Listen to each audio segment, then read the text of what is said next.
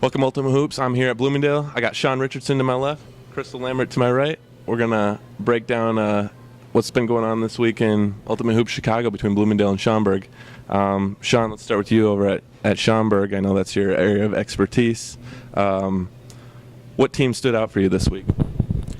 Actually, I was kind of impressed with Watch the Throne. I knew Watch the Throne versus Just Right was going to kind of be the game of the night, as early in the season they both kind of set themselves apart as the favorites. Both of them were undefeated going into this game. Willie Clark's having an amazing season, and Mike McGahee and Bobby are doing a really good job, along with Dan Judd, and keeping that team undefeated. So that was kind of my team to watch out for. I think Lights Out also made a statement game against Dan Silver's post-traumatic, where they almost won by nearly 20 or something like that. So they kind of stood out to me as well. Crystal, what about over here at Bloomingdale? What team stands out to you? I know that No Size lost Doug Lambert, which is a big loss. They were probably the favorite. Did that change your opinion? See, that's a loaded question because No Size did great tonight. I like No Size. They did really good. But they losing Doug Lambert was a huge loss for them. But Derek was a good pickup for them to compensate for what Doug couldn't, what Doug now he cannot do. But I'm still going with, it's three teams. It's No Size this time, All Black Everything, which is really, really good. I mean, they got a couple people on All Black Everything that I wish it wasn't on the team, but that's irrelevant. But then you have the third team, which is That's What She Said. That's What She Said is always going to be a favorite because they play hard, they play together, and they play as a team. That their camaraderie is overwhelming because they know how to play with each other. And you can't find that, especially in these rec leagues, and you have different people in different walks of life who comes in and think they're the man. But on that team, everybody, it doesn't matter who shoots, just play hard and we'll win. That's their mentality. So those top three teams it's gonna be difficult That's What She Said beat All Black Everything today, but I still believe that All Black Everything haven't played to their potential because they have a really, really good team. They don't have any depth, but they have a good five. Okay. Sean, do you agree with what Crystal said on that one? Yeah, I do agree. I think All Black Everything so far has taken a couple tough losses, some games that they should have won that they were in control of, and I don't know whether it be free throws or whatnot, they ended up losing the game. They got two of the most talented players in the league on their team, really, really good leadership in Elston, and I think that they're going to be one of the tougher teams in the playoffs. One team that I do think she failed to mention was Unlimited Edition.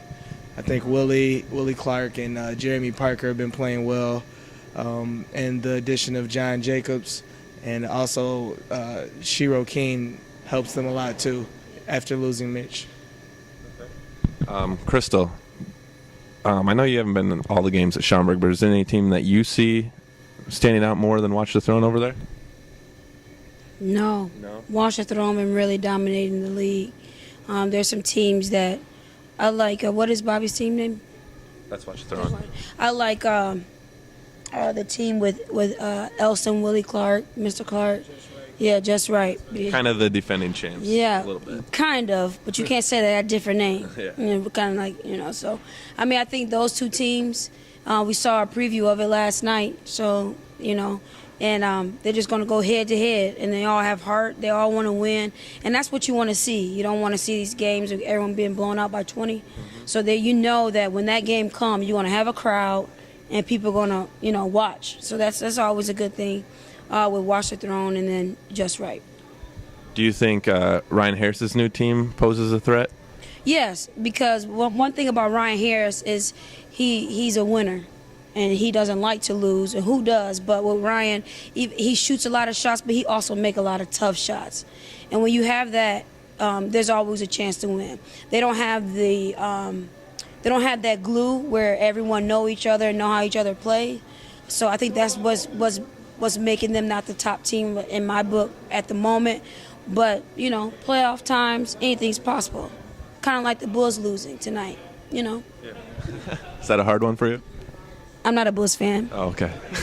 Heat fan, right? Yeah. Crystal Lambert's a Heat fan. I'm a Heat fan. That's Sean. So, back to Lights Out. What do you think about T. Roots on that team? Does he fit in well with that team? I don't know. That team has a they have a bunch of egos over there, and I think that's really what's gonna be the demise of that team, as well as what Crystal says. They don't have any glue. They don't have any glue guys. Like, Watch the Throne, they have Pat Duvall who fits right in. He's a perfect role player. He'll get you 18 and 10. You'll never even notice, but he'll keep the team like moving fluidly.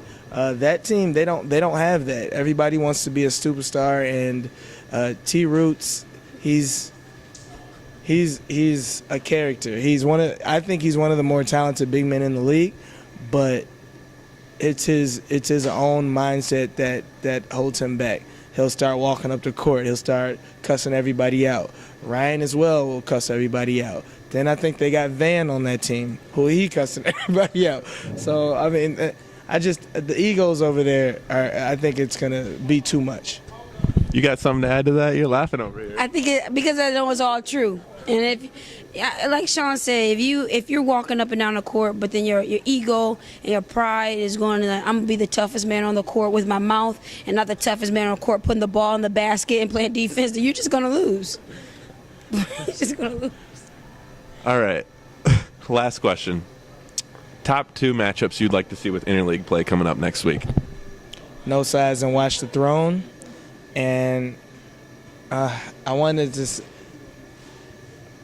I'd like to see Just Right, and That's What She Said. What about you, That would be a Chris? good one. That's right, and that's what she said. That's what she said, because with a lot of the players being, playing both leagues, it's kind of hard to see, who wants to play what team. But Just Right, and That's What she said would be a good matchup. And even at the Schaumburg, I really like Hirsch. He brings something. He's like a miniature Willie Clark, and he brings something to the team. And just last night, he had 2 key steals to get them over the hump just to win the game. And those are things. Guys are getting older. You're not in shape that they used to be, so they're not going after those balls. But Hirsch will. And that's what you need. As we talked about the glue, even with Pat Duvall with Watch the Throne, you don't ever know he's scoring, but he'll double you every night. That hurt. It hurt me, and I'm just doing stats. But. All right. So what's your other matchup? I would like to see. What's the team name? Is it a limited edition? With I would like to see a limited edition and Watch the Throne. Because it's a lot of killers on Watch the Throne. It's just a matter of putting it together on the right night. All right. Anything else you guys like to add to this week? Oh, Jeremy Parker shot well today. Did he? Mm-hmm. He hasn't. You happy for him? I am, and he had 2 monstrous dunks. And he dunked on Corinne. Sorry, Corinne. I thought that was John Shadipo. John Shadipo dunked on Corinne. It doesn't matter who he dunked on. You got dunked on today. But he did. But I was happy for Jeremy Parker, just for the fact that Jeremy Parker has been struggling a little bit with his shot. I mean, he's going to get his shots up. It's just a matter of them going in. But tonight, didn't play. The team wasn't as high caliber, but nevertheless, the ball went in the basket. Was that your highlight? Yeah, it was either the John Shadipo on Corinne dunk, or it was the Jeremy Parker on like 3 players on Glow Gang. He had a nasty tip dunk, but he came in with the right and a tomahawk, and I think he might have got grabbed by 1 or 2 people, and he still just muscled it through. So that was a pretty nice dunk too. Who did that remind you of? NBA player? NBA? Who would dunk like that? I might say that particular dunk, not Jeremy Parker's dunking package as a whole, but just that one dunk. I might say that was a little Blake Griffin-esque. Blake Griffin-esque. I just got one thing to add. Tomorrow at Schaumburg, there's going to be a matchup between John Jacobs and Lucas. Lucas' last name started with a K, I believe, and it's hard to pronounce. However, it's going to be a matchup at Schaumburg around noon. Be there. All right, Ultimate Hoops, there it is. We're out.